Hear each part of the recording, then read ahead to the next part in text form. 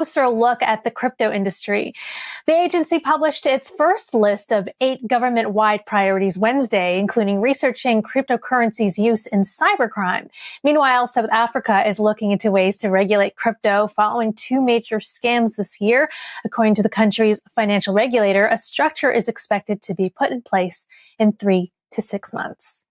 So let's take a live look at Bitcoin. The CoinDesk Bitcoin price XPX index is currently trading at $33,282. Bitcoin is down about 4.3% over the past 24 hours. The most reliable reference prices for institutions since 2014 are now published under the CoinDesk brand, trusted globally as the leader in crypto news and events and data. The chart of the day is brought to you by Crypto.com, the world's fastest growing crypto app. As cryptocurrency markets struggle to gather upside traction, new data shows a declining number of Bitcoin active addresses on the blockchain network. CoinDesk's Onkar Gaboli writes that the 7-day moving average of Bitcoin active addresses, that is, ones active on the network as sender or receiver, fell to their lowest level since April 2020, according to Glassnode data. ByteTree Asset Management saying the decline, quote, is active user participation. The decline of active user participation is a sign of weak demand. The hype circle is over for now, and the market is unable to attract new entrants at the same pace. The 7-day average of the daily transaction count tracked by Glassnode has also dipped below 300,000 for the first time since March of 2020. Network usage affects the demand for cryptocurrency and can influence its price, according to Chainalysis. And joining us now to discuss is Forex.com Global Head of Market Research, Matt Weller. Welcome to the show, Matt. So we see Bitcoin stuck in this ever narrowing range between 30 and 35,000. Any signs that it's going to break out? Not particularly. I think the key thing that traders and investors are focused on is this weekend's difficulty adjustment.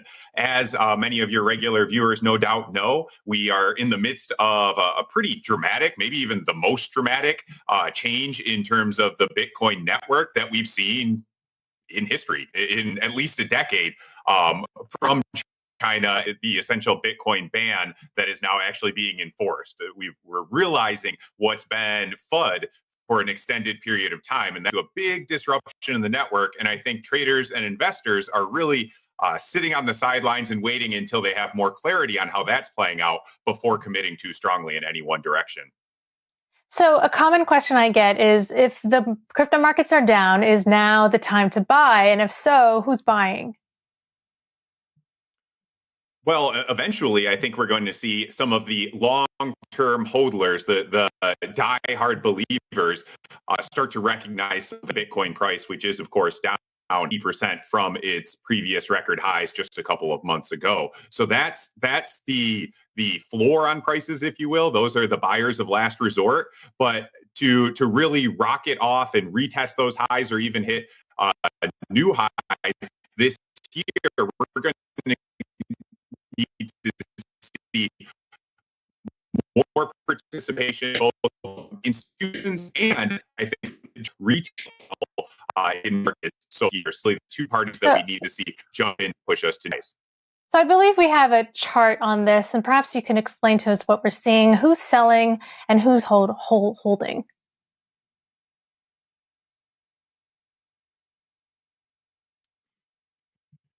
Yeah, this is a big chart. It might be a bit overwhelming, but essentially, each of the Bitcoin supply is owned by, and how long it's been owned by different individuals. So across the top of the chart, that's where we have dollars present portion of Bitcoin held anywhere in green 2+ years, let's call it. So if you look at green and above, those are coins that haven't moved for those 2+ years, and that's about 40% of the supply right now. What we can see is that historically at peaks in Bitcoin, if you look around 2013 or the 2018 peak that we saw, the short-term hodlers across the bottom who have been in for only, let's call it less than 6 months, which is where the orange lines start, that's where those tend to spike. And on previous peaks, we've seen that number of hodlers who have been in Bitcoin for 6 months are like above 4% of the total supply.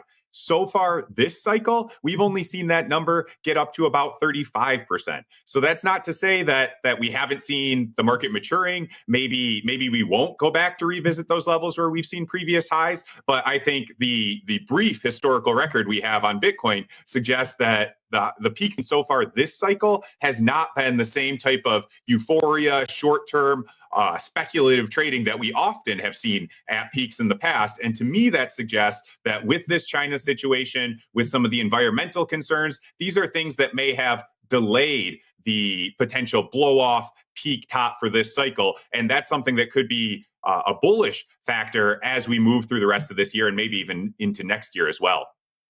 Mm-hmm. You know, we had some new economic data out today. Weekly jobless claims are at their lowest level since the pandemic started. It seems we're seeing an economic recovery, but why aren't the crypto markets responding? And maybe you can contrast that with what's happening in the traditional markets. Well, again, it goes back to what we're seeing in Bitcoin. We've seen the hash rate drop 50% in the last 6 weeks. We have never seen that happen before. We've seen the average block to convert just so that spike to 23 minutes. Remember, it's supposed to average about minutes. So essentially, disruption we've seen to the Bitcoin network in the last decade. And again, that is actually pretty impressive that Bitcoin in the broader crypto ecosystem has held up relatively well. Obviously, in the long run, you mentioned China. China is cracking down on Bitcoin again. The fiscal side. Go ahead. Okay. All right. Matt, we're having some trouble with your audio, but we are going to come back. We're going to take a quick break. Thank you for joining us, Matt. That was Forex.com Global Head of Market Research, Matt Weller.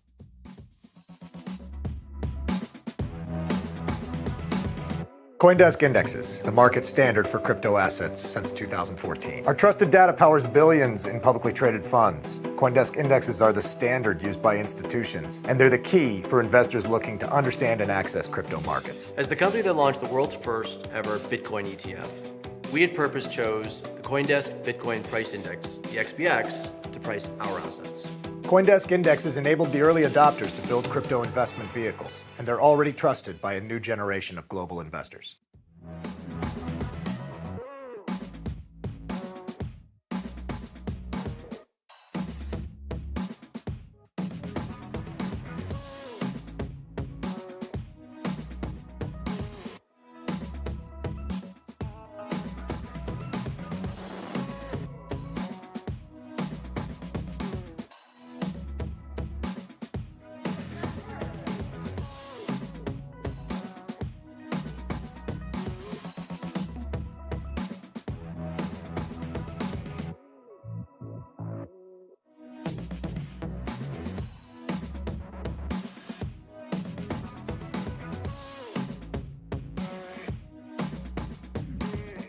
Welcome back. China is cracking down on Bitcoin again. CoinDesk's Emily Parker asks, why now? And the calendar may provide a clue. Thursday, July 1st is the 100th anniversary of the Chinese Communist Party. It is at least plausible that Chinese authorities would send a strong warning to the crypto industry in the weeks leading up to this big day. Joining us now to discuss is Don Vo, CEO of VBit Technologies. Welcome to the show, Don. So we see China cracking down on Bitcoin mining. They seem to ban crypto in some way every year. Do you see China backing away from their recent hawkishness after July 1st?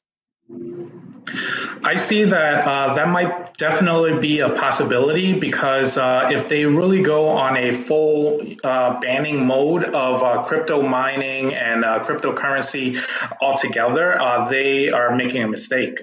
They are really, driving away a lot of revenue that they would have had, especially with Bitcoin mining generating billions of dollars for their country right now, every single year. Mm-hmm.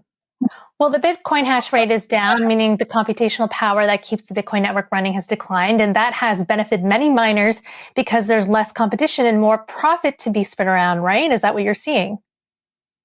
Yes, that is definitely what I'm seeing right now. In the next mining difficulty level adjustment, we're expected to be adjusting downward by over 26% currently. So, which means that miners from outside of China that are still mining will receive 26% more bitcoins per hash power.